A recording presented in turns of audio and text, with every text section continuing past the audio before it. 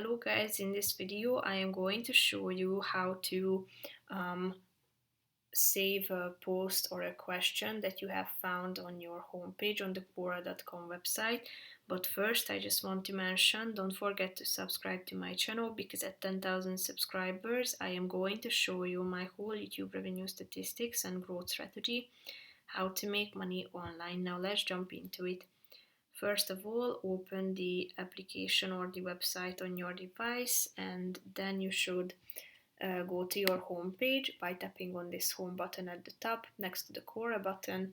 Select the post that you are interested in and click on this more button next to the X button at the top, and here you can find this bookmark button, so click on it. And as you can see, it has been added to your bookmarks, so tap on this bookmarks button at the top of the screen, and here you can find the items that you have saved. So if you would like to get rid of it, just tap on the more button and click on the remove bookmark button, and it will be removed from the bookmark section. So that's pretty much it for this video, guys. See you in the next one. Bye bye.